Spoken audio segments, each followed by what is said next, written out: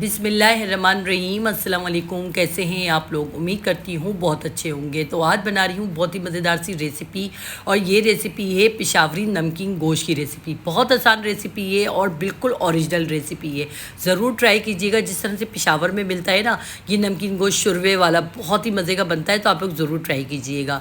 تو یہاں پر ہم نے لیا ہے گوشت، اور آپ کے پاس اگر دمبے کا یا بکرے کا ہو نا پھر تو بہت ہی لاجواب ہے، کیونکہ یہ بہت ہی زیادہ پسند جو کیا جاتے ہیں نا وہ دمبے کے اور بکرے کے گوشت پہ فائدہ مند بھی بہت ہوتا ہے۔ تو یہاں پر میرے پاس تو بیف کا تھا، اور اس طرح سے دیکھیے چربی کے ساتھ۔ اچھا میرے پاس یہ نا یہ سلامی کا گوشت بھی ہے۔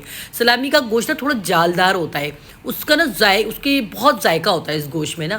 تو یہاں دیکھیں میرے پاس ہڈی بھی لی ہے میں نے، اس میں ایک چبنی ہڈی ہوتی ہے نا اس طرح کی، جیسے تھوڑی سی اس کی ہوتی ہے نا ہڈی، پائی کی ہڈی جو ہوتی ہے وہ بھی لی ہے میں نے اس میں، اور ہم نے ہڈی اور چربی کے ساتھ اور تھوڑا گوشت کے ساتھ یہ سارا لیا ہے۔ یہاں پہ میرے پاس 4 عدد پیاز ہے، پیاز آپ اس سے زیادہ بھی لے سکتے ہیں۔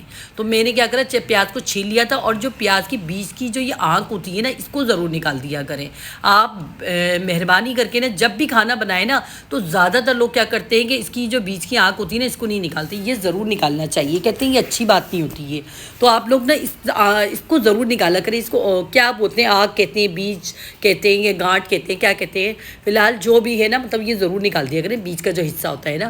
تو یہاں ہم نے نا بیچ کا حصہ اس کا پیاز کا بھی نکال دینا ہے ہم نے، اور ٹماٹر لیں گے نا تو ٹماٹر کا بھی نکال دینا ہے ہم نے، اس طرح سے کر کے نا۔ ابھی میں آپ کو دکھاؤں گی ٹماٹر بھی۔ تو یہاں پر ہم نے ٹماٹر بھی لیے ہیں، دیکھیں یہ تھوڑے چھوٹے سائز کے ٹماٹر ہیں، بڑے سائز کے نہیں ہیں۔ تو یہ چھوٹے سائز کے ٹماٹر ہیں، اگر آپ کے پاس بڑے سائز کے ٹماٹر ہو تو آپ بڑے بھی لے سکتے ہیں۔ تو ٹماٹروں کی بھی ہم نے اس طرح سے یہ کٹنگ کر دی ہے، ڈنڈی والا حصہ جو ہوتا ہے نا وہ میں نے کٹنگ کر دیا ہے، اچھے سے واش کر لیا تھا۔ اب ہم نے اپنا پتیلا لے لیا ہے، پہلے میں نے مٹی کی ہانڈی میں بنانا سکھایا تھا آپ لوگوں کو، وہ بھی بہت اچھا بنے تھا، اس میں بھی بہت اچھا بنے گا۔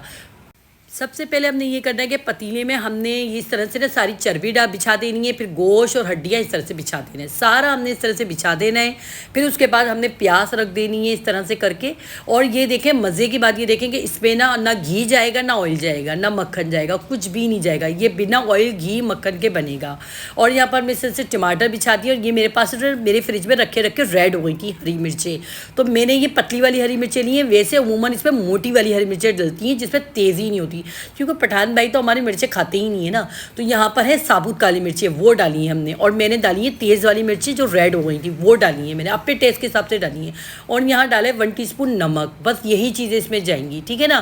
تو اب ہم نے کیا کرنا ہے، اس میں بس یہ نمک اس طرح سے ڈال دیا، کالی مرچیں ڈال دی، ہری مرچیں ڈال دی۔ عموماً ریسیپی میں موٹی والی بڑی والی ہری مرچیں ڈلتی ہیں، لیکن میں نے تھوڑی تیز والی ڈالنی ہے، وہ اپنے حساب سے ڈالیے، آپ لوگ چاہے موٹی والی ڈال دیجیے گا۔ اس کا ٹیسٹ تو بہت مزے کا بنا تھا یہ والے نمکین گوشت کا، آپ لوگ ضرور ٹرائی کیجیے گا۔ تو یہاں پر ہم نے اس میں تقریباً 4 گلاس پانی ڈال دیا ہے۔ 4 گلاس پانی ڈالنے کے بعد ہم اس میں میں نے لہسن کے پیس بھی ڈالے ہیں، اس میں لہسن چھلے ہوئے تھے، لہسن کے ٹکڑے بھی ڈالے، تو لہسن کے ٹکڑے بھی ڈالنے ہیں ہم نے، میں نے لہسن بھی چھلے ہوئے ڈال دیے ہیں اس میں، اور ادرک کے ٹکڑے بھی ڈال دیے ہیں میں نے، لہسن بھی چھلا ہوا ڈالے گا، ادرک بھی بس ہم نے اس طرح سے ڈھکن ڈھک دینا ہے، اور کوئی بھاری چیز اس کے اوپر رکھ دینی ہے، اور اس کو ہلکی آنچ پہ 1 گھنٹے تک پکانا ہے ہم نے، ٹھیک ہے۔ ہم نے کوئی آٹا واٹا نہیں لگایا سائڈ میں، کیونکہ عموماً اس ڈش میں آٹا لگتا ہے، ٹھیک ہے نا، آٹا گوندا ہوا ہوتا ہے نا وہ سائڈ میں لگتا ہے، لیکن میں نہیں لگاتی۔ اس کی وجہ یہ ہے کہ میں آٹے کو ضائع نہیں کرتی، میں اسی طریقے سے پکاتی ہوں بغیر آٹا لگائے۔ اب آپ یقین کریں 1 گھنٹے بعد یہ پوزیشن ہے، یہ دیکھیں میں نے ہلکی آنچ کر دی تھی، پہلے میں نے 5 منٹ چولہا تیز رکھا، اس کے بعد میں نے چولہا درمیانہ کر دیا تھا، پھر اس کے بعد ہلکی آنچ کر دی تھی۔ یہ دیکھیں اتنا اچھا، دیکھیں اس کا جوس بھی ہے، یعنی کہ اس کا جو اس کو سوپ ہوتا ہے نا، یہ شوربہ جسے کہتے ہیں وہ بھی ہے، اور دیکھیں گوشت کیسا گل گیا ہے۔ یہ دیکھیں میں گوشت بھی آپ کو دکھا رہی ہوں، گوشت دیکھیں کیسا گلا ہے، یہ دیکھیں گوشت بھی ہمارا بہت اچھا گل گیا ہے، اتنا مزے کا بنتا ہے، آپ یقین کریں۔ نمک ہے، کالی مرچیں ہیں اور ہری مرچیں، لہسن ثابوت ڈالے تھے، ادرک ثابوت ڈالی تھی، اور کوئی گھی اور مکھن آئل کچھ نہیں ڈالا۔ بس 1 گھنٹے بعد اب ڈھکن چولہا بند کر دیں اور اس کو ڈھکن کھولیں، اس طرح سے یہ دیکھیں نمکین گوشت ہمارا شوربے والا تیار ہو گیا۔ اسی طریقے سے ثابوت ٹماٹر ہوتے ہیں، ثابوت پیاز ہوتی ہے، بہت مزے کا بنتا ہے، آپ لوگ ضرور ٹرائی کیجیے گا۔ تندور کی روٹی کے ساتھ بھی اچھا لگتا ہے، اور اسے شوربے سے بھی کھائیں نا، چمچ سے بھی کھائیں گے نا شوربے کو پئیں گے تو اتنا مزے کا لگتا ہے۔ زبردست سی ریسیپی ہے، ضرور ٹرائی کیجیے گا، پہلے بھی بتایا تھا اور اب بھی یہ ریسیپی سکھائی ہے، بہت مزے کی بنی تھی۔ آپ لوگوں کو ریسیپی پسند آئی ہو، اور یہاں پر اگر آپ کو تھوڑی سی بھی ریسیپی پسند آئی تو لائک کر دیجیے گا، شیئر کر دیجیے گا، اور کمنٹس کرنا تو بالکل ہی بھولیے گا، آپ کے کمنٹس کا مجھے بے حد انتظار رہتا ہے۔ تو ملتے ہیں نیکسٹ ویڈیو میں اچھی سی ریسیپی کے ساتھ۔ اللہ حافظ۔